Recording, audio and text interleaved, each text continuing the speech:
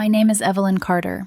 I'm 31 years old, and I didn't know my life was about to split cleanly into a before and an after until a Wednesday night while I was sitting alone in a hotel room 3 states away, staring at a half-finished slide deck and cold takeout I didn't remember ordering. I work in consulting, operational triage mostly. When companies are bleeding money or drowning in dysfunction, they fly me in.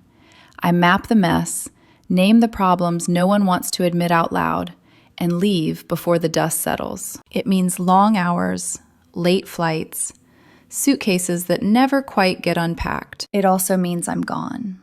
A lot. My boyfriend, Ryan Mitchell, always said he understood that part. We'd been together almost 4 years, living together for 2. My apartment, my lease, my furniture. Our life, at least the version I believed in, was built around the idea that trust filled the gaps my absence created. Ryan worked from home as a freelance graphic designer. He joked that my travel schedule made us modern, said he liked the space, said independence was healthy. I believed him. That night, I was reviewing slides for a client presentation scheduled for the next morning when my phone rang. It was late, and it wasn't Ryan. It was Len Parker, Ryan's best friend's husband. We weren't close, friendly at barbecues, polite at double dates, the kind of connection that existed only because our partners were attached to each other. So when his name lit up my screen, my stomach tightened before I even answered. "Hey, Len," I said carefully. "Everything okay?" "No," he said. No greeting, no warm-up, just that single word, tight, sharp, shaking. "What do you mean?" I asked, sitting up straighter on the bed. "She's cheating on you," Len said. "I thought you should know." The room tilted slightly. What? I said, my voice suddenly far away, like it belonged to someone else. "With my wife," he continued. "They've been sleeping together, in your apartment, while you're out of town." For a second, my brain refused to translate the words. They existed as sounds only, meaningless noise. "I found the messages," he said. "They've been meeting while you travel. I'm filing for divorce. I figured you deserve the truth." My laptop slid closed without me remembering doing it. "How long?" I asked. There was a pause on the line, a long one. "Months," he said. "Several." "Several." I stared at the beige hotel wall like it might explain how my life had detonated without warning. "Thank you for telling me," I said finally. "I'm sorry," he replied softly. "Good luck," I said, and hung up. I sat there for a full minute, unmoving. Then I called my project manager. "Family emergency," I said. "I need to go home. Now." I booked a red-eye. Didn't text Ryan. Didn't call. I wanted truth, not excuses prepared in advance. The plane landed just after sunrise. I took an Uber straight to the apartment. Let myself in quietly. The place was too quiet at first. Then I heard it. Laughter. Not mine. Not his usual distracted chuckle. A woman's laugh, coming from the bedroom. I walked down the hallway slowly. Each step felt unreal, like I was watching someone else's nightmare on mute. The bedroom door was half open, and there they were, Ryan and Len's wife, in my bed, my California king, the one I'd saved months for. Ryan saw me first, his face drained of color. "What are you?" he started.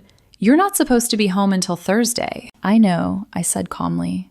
"I caught an earlier flight." The woman scrambled for her clothes like a startled animal. "This isn't what it looks like," Ryan said, grabbing the sheet. "Oh, I'd love to hear the explanation," I replied, "because from where I'm standing, it looks exactly like you cheating on me with your best friend's wife."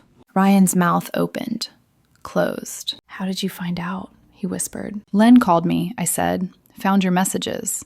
Congratulations. You destroyed 2 relationships in one shot." The woman bolted past me, barely pulling her jeans on. I stepped aside. "Go," I said.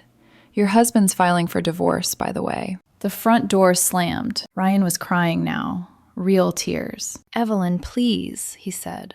"I love you." "No," I replied quietly. "You don't." I grabbed my suitcase, still packed from the trip. "I'm leaving," I said. "You can pack tomorrow." "You can't kick me out," he protested. "I live here." "My name's on the lease," I said. "Only mine. "You're a guest." He collapsed onto the bed. I walked out. And for the first time in 4 years, I didn't look back. The hotel room smelled like disinfectant and burnt coffee. I didn't sleep. I lay fully clothed on top of the comforter, staring at the ceiling while my phone vibrated every few minutes on the nightstand. Ryan's name flashing like a bad habit I couldn't quit cold turkey. Missed call, text, another call, a voicemail I didn't listen to. By sunrise, I had 17 messages. "Evelyn, please, we need to talk. It was a mistake. I can explain everything. You're my life." I turned the phone face down. What struck me wasn't the panic. It was the timing. He hadn't been sorry while I was gone, only once the consequences walked through the door. Around 9, another message came through. This one not from Ryan. "Lynn, did you catch them?" I stared at the screen longer than necessary. "Yes, in my bed," I typed back. She ran. 3 dots appeared almost immediately. "I'm so sorry. If you want, we could grab coffee. I think we're both going to need it." Under different circumstances, I might have said no. Might have protected my pride, stayed isolated, pretended I was fine. But there was something grounding about the idea of sitting across from the only other person who knew the full truth. "Sure," I replied. "Why not?" The coffee shop was small and quiet, tucked between a dry cleaner and a yoga studio. The kind of place that didn't ask questions and didn't rush you. Lynn was already there when I arrived. He looked smaller than I remembered. Shoulders curved inward, dark circles under his eyes. His wedding ring was gone. "Hey," he said softly, standing halfway, then sitting back down. "Hey," I replied. For a moment, neither of us spoke. Then he exhaled sharply and said, "Well, our partners are garbage people."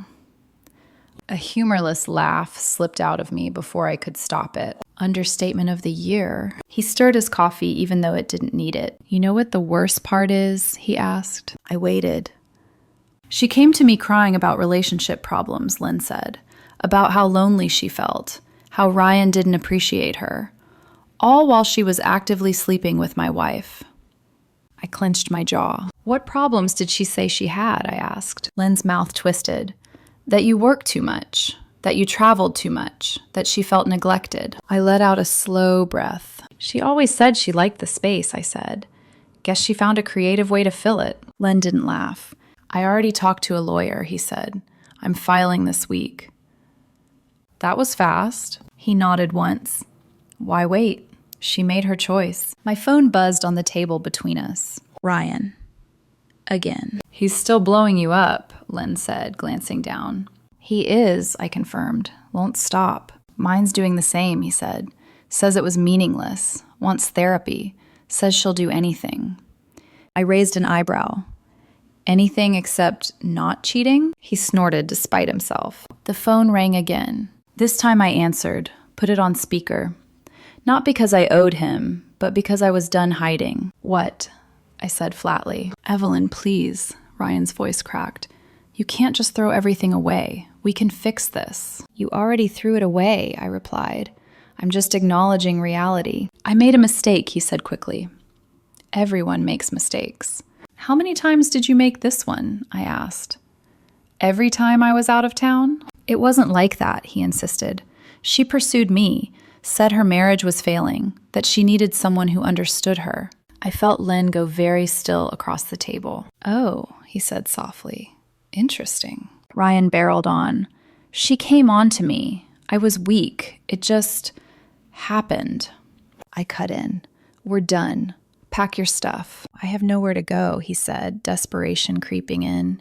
"You can't just abandon me." "Watch me," I replied, and hung up. Len stared into his coffee like it had personally offended him. "She told me," he said slowly, "that she came on to him, that he was flirty and aggressive, that she was just weak." I laughed once, sharp, bitter. "So they're both the victim," I said. "Convenient." "They're lying," he said. "To us, to each other, probably to themselves." He looked up at me then, eyes hard. "I want to confront them, together." I considered it. "Do you think it'll fix anything?" I asked. "No," he said.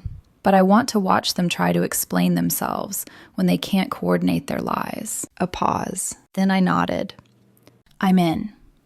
We planned it that afternoon. My apartment. Ryan thought he was coming over to talk things out.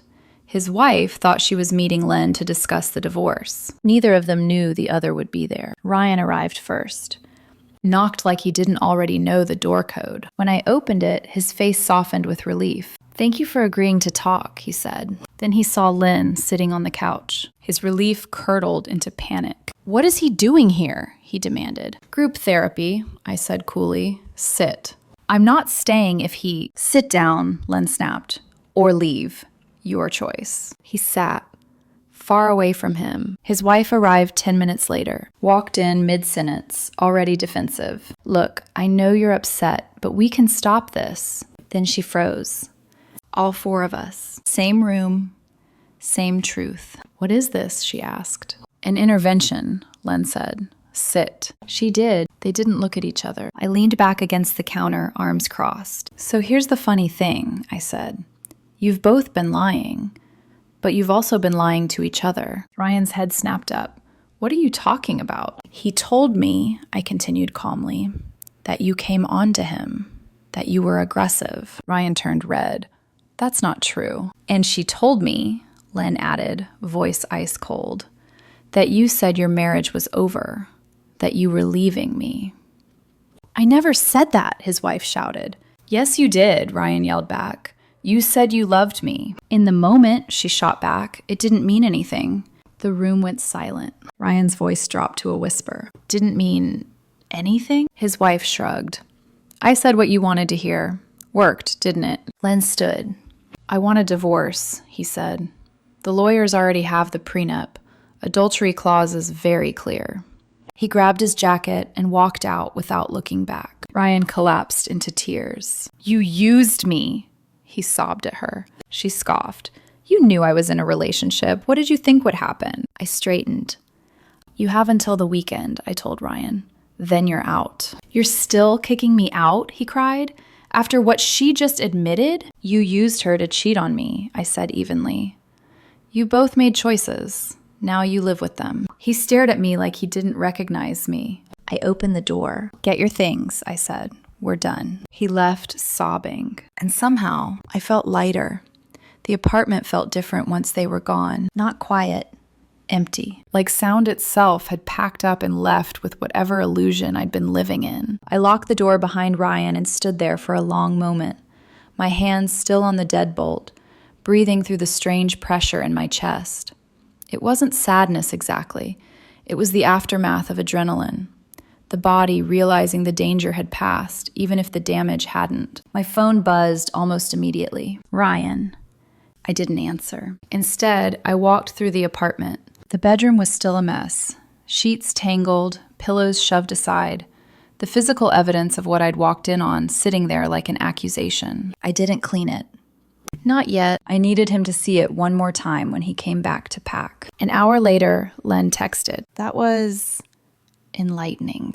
I exhaled slowly. You okay? I asked. Not really, he replied, but I will be. I understood that feeling intimately. The next few days were chaos. Ryan oscillated between anger and desperation with impressive speed. One minute it was, you're heartless. You're throwing me out when I'm already broken. The next, I can change. I'll do anything. Therapy, boundaries, no more travel complaints. Please. I didn't respond to any of it. Instead, I called a lawyer. The facts were simple. My name on the lease. Not married, no shared assets. He was legally a guest. I drafted formal notice, sent it certified, gave him a deadline. He did not take that well. You can't do this, he said when he showed up 2 days later to pack. I live here. You stayed here, I corrected. There's a difference. He laughed bitterly. So that's it. 4 years, and I'm just disposable? You disposed of us first, I said. I'm just cleaning up. He tried guilt next. You know I don't have anywhere to go. Ask your affair partner, I said. He flinched. She doesn't want to see me, he muttered. Shocking. He packed loudly. aggressively, slamming drawers like the apartment had personally betrayed him. When he left, he took his clothes and nothing else. The silence afterward was immense. Then the phone calls started. Mutual friends. Ryan says you're kicking him out over nothing. Nothing? I repeated calmly. He cheated on me for months with a married woman in my apartment. A pause. Oh. That reaction happened more than once. Her mother called next. This one was special. How dare you abandon my daughter in her time of need, she snapped. She's devastated. She cheated on me repeatedly, I replied. I'm not responsible for cushioning the consequences. Everyone makes mistakes, she argued. You're supposed to forgive. We're not married, I said evenly. I don't owe her a lifetime of grace. She's living in her car because of you. She's living in her car because of her choices. You're cruel, the woman hissed. I ended the call. Meanwhile, Lynn's divorce moved fast. His lawyer was ruthless. The prenup was airtight. The adultery clause was explicit. His wife walked away with almost nothing. She tried calling me once. Look, woman to woman. No, I interrupted. We're not doing this. This got out of hand, she insisted. If we could just talk. You slept with my boyfriend in my bed while I was working, I said. We have nothing to discuss. He came on to me, she said weakly. I was weak. Lose my number, I replied, and blocked her. Ryan found out about the divorce fallout a few days later. He called me, crying. Did you know she's not fighting for him? He asked. She's just letting Len take everything. And she said she loved me. And you believed a married woman who was cheating? I asked. That's on you. This is your fault, he snapped suddenly. If you hadn't come home early, none of this would have happened. I laughed. Wrong, I said. You'd still be cheating.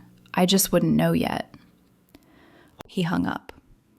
But here's where things really unraveled. Ryan and his affair partner had a massive fight in the apartment complex parking lot. About lies, about promises, about who manipulated who. My downstairs neighbor filmed the whole thing. Sent it to me with the message, thought you'd want this. It was spectacular. Ryan screaming that he'd been promised a future. The woman yelling that he was delusional. Both of them airing every detail of their affair for half the complex to hear. I sent the video to Len. Thought you might appreciate this. His response came fast. Oh my God, my lawyer is going to love this. She's been claiming it was brief and meaningless. I smiled for the first time in days. The deadline arrived. Ryan still hadn't found a place. Last attempt. What if I pay rent? He suggested. Then I'm a tenant. You can't evict me without cause. Too late, I said. I'm not taking your money. This is illegal, he snapped. I'm calling the police. Go ahead. He did. 2 officers showed up that evening. I showed them the lease, the written notice, the timeline. Sir, one of them said gently to Ryan, this is a civil issue. She's within her rights. But where am I supposed to go? He cried. That's not a police matter. They left. Ryan lost it. Threw a mug at the wall. It shattered. I hate you, he screamed. Yeah, I said calmly. You mentioned that. He finally left 2 days later. Moved back in with his parents, hours away. Had to rent a truck. Load it himself. Cry the entire time. His mother called one last time. I hope you're satisfied, she said. He's in our basement, depressed, no job, no friends. He did that to himself, I replied. I just stopped enabling it. You've ruined his life. No, I said quietly. He ruined it when he decided to cheat. I changed the locks that afternoon, deep cleaned the apartment, threw out everything that reminded me of him. And for the first time since that phone call, I slept. Time did what it always does. It moved forward, indifferent to apologies, explanations, or regrets. The first few weeks after Ryan left were strangely loud in their silence. No footsteps pacing while I worked. No half-finished coffee cups abandoned on the counter. No passive-aggressive comments about my travel schedule or late calls. Just space. Clean, uninterrupted space. I didn't realize how much of myself I'd been shrinking to accommodate him until there was nothing left to accommodate. Ryan tried again, of course. A long email arrived one night. Subject line, "I've changed." I opened it, skimmed the first paragraph. Lots of reflection, lots of growth, lots of realizing what he'd lost. I deleted it without finishing. Some things don't deserve a response. Lynn and I kept meeting for coffee occasionally, not because we were suddenly best friends, but because we were the only two people who fully understood the specific kind of humiliation that comes from being betrayed by people who smiled across dinner tables. "How's the divorce?" I asked him one afternoon. "Signing papers next week," he said, stirring his tea. "I get the house, the car, half her retirement." "Poetic," I said. He smiled, not brightly, but honestly. "She's moving out of state," he added.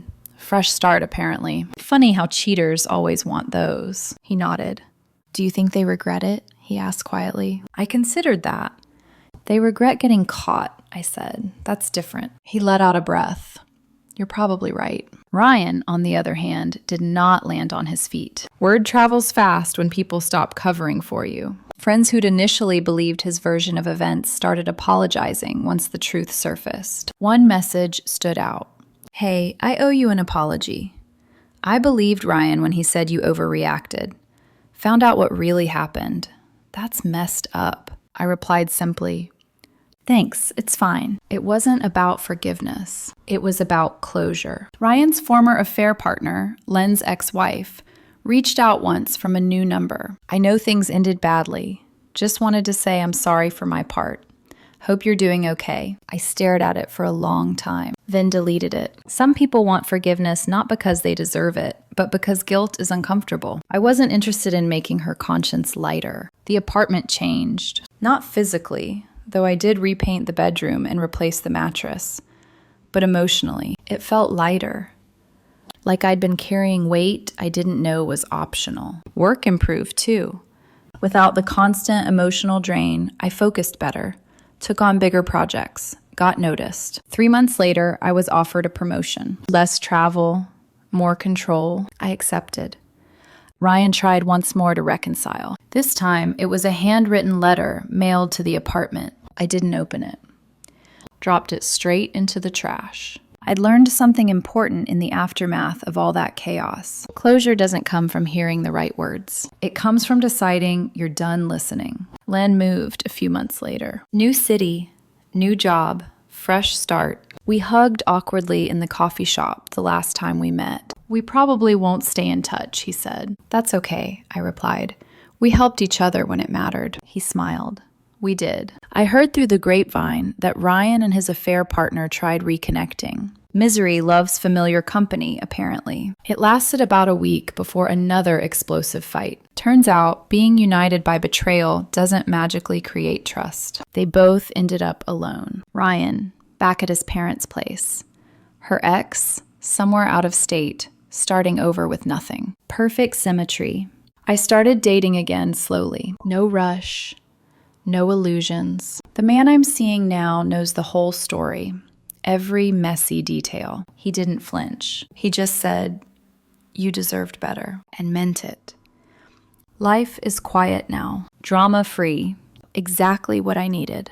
I lost a cheating partner, lost fake friends, lost a version of my life I thought was stable, but I gained peace, self-respect, clarity about what I will never tolerate again. Ryan wanted excitement, secrecy, something more. He got it. A brief affair that burned down everything he built and left him with nothing. Careful what you wish for. As for me, I'm doing fine. Better than fine. I came home early once, and it changed everything.